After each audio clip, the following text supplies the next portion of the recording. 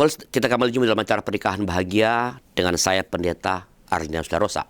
Dalam episode 128, melalui penelusuran terhadap teks kitab Kejadian tentang penciptaan manusia, kita sudah membahas bahwa laki-laki saja bukan manusia sempurna sebagaimana Allah menciptakannya.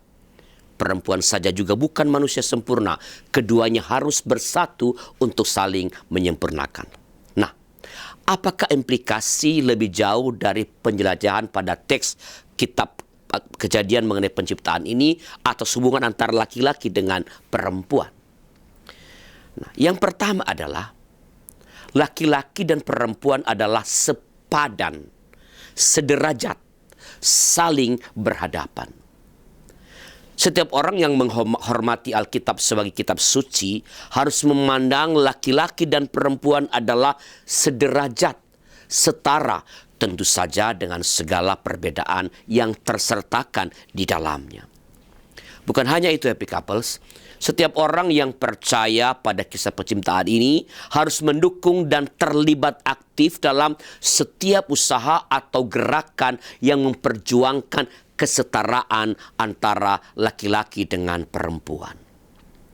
Usaha membangun hubungan laki-laki dan perempuan mulai dari masa pertemanan, pacaran, tunangan, menuju penyatuan dalam ikatan perkawinan harus dibangun di atas asas kesetaraan ini. Tanpa perempuan, laki-laki bukan manusia utuh seperti Tuhan menciptakannya. Tanpa laki-laki, perempuan pun bukan manusia yang utuh sebagaimana Allah menciptakannya. Hubungan suami istri harus dibangun dalam kesetaraan. Suami tidak lebih tinggi atau lebih berkuasa dari istrinya. Istri pun demikian terhadap suaminya. Kedua, kita harus memahami proses penyatuan laki-laki dan perempuan melalui ikatan perkawinan itu dalam rangka saling menyempurnakan. Saling menyempurnakan.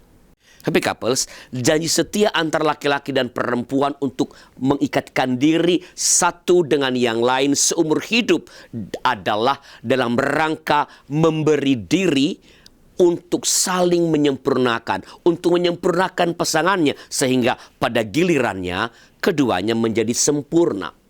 Dan kalau kita melihat perjalanan hidup manusia sejak lahir, maka kita akan menemukan bahwa hasrat untuk dekat dengan sesama yang berbeda jenis kelamin ini sesungguhnya sudah terjadi sejak masa kanak-kanak, sejak kecil. Ketika masih kecil, kebutuhan akan lawan jenis itu dapat terpenuhi dari ayah dan ibu. Ketika anak-anak bertambah besar, hal-hal yang mereka perlukan dari lawan jenis itu untuk menyempurnakan kemanusiaan mereka itu tidak lagi dapat dipenuhi oleh hubungan ayah anak atau ibu dan anak. Maka mereka mulai mencari laki-laki atau perempuan dalam pergaulan, kemudian berkembang menjadi pacar, dan setelah yakin bahwa itu adalah tulang rusuknya, maka mereka pun memutuskan untuk menikah. Dengan pernikahan itu, mereka dapat mencapai kesempurnaan mereka sebagai manusia. Namun harap diingat, hasrat dan usaha untuk menyempurnakan itu mesti terjadi dalam proses memberi diri dan bukan melebur diri.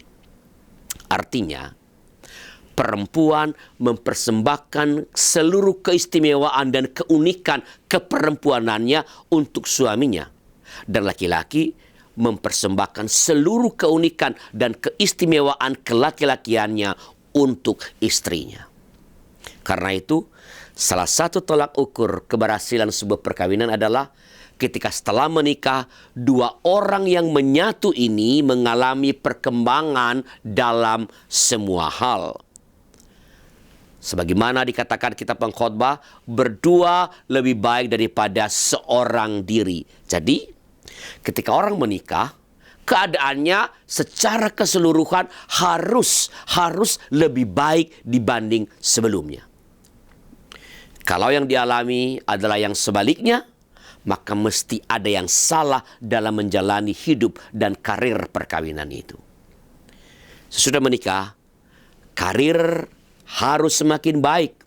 hubungan dengan keluarga harus semakin baik, kenyamanan diri harus semakin baik, pelayanan dan hubungan dengan Tuhan pun harus semakin baik.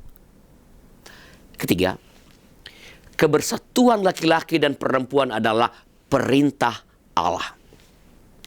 Allah lah yang menanamkan dalam diri laki-laki dan diri perempuan kerinduan untuk bersatu dengan pasangannya.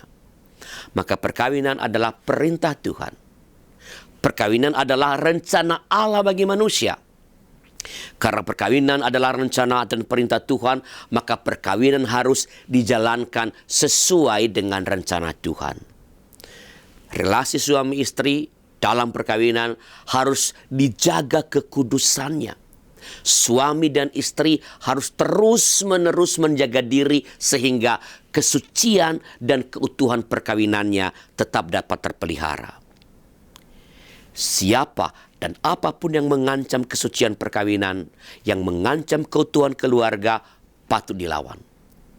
Kalau pekerjaan mengancam kesucian dan keutuhan hubungan suami istri, maka pekerjaan itu patut dilawan.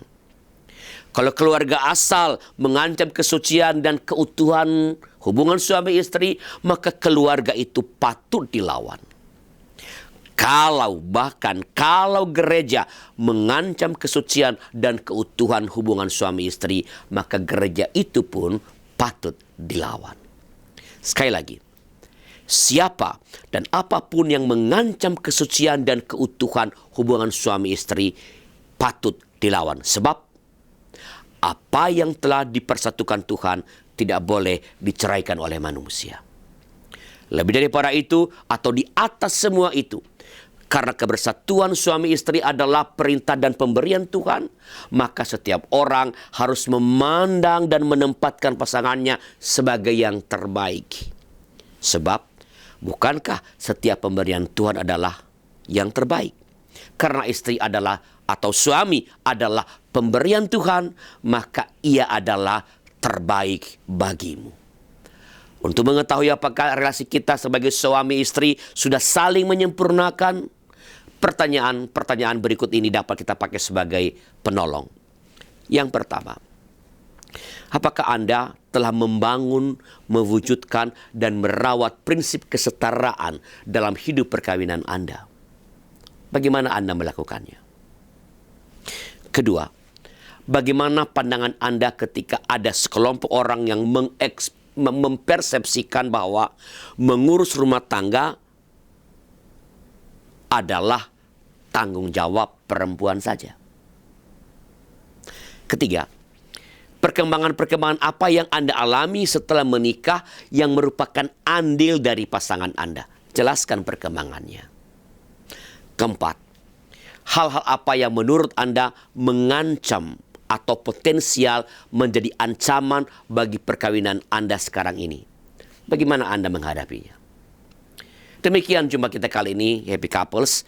Kalau materi ini memberkati Anda, silakan bagikan kepada pasutri lainnya. Terima kasih. Tuhan memberkati. Itu saja.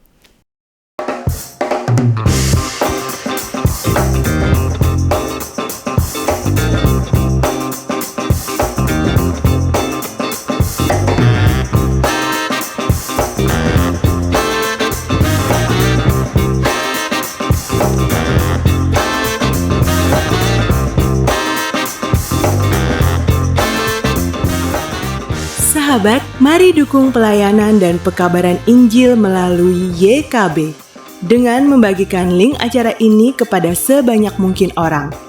Dukungan juga dapat saudara lakukan dengan mentransfer dukungan finansial ke rekening BCA ke nomor 450 305 2990 450 305 2990 atas nama Yayasan Komunikasi Bersama.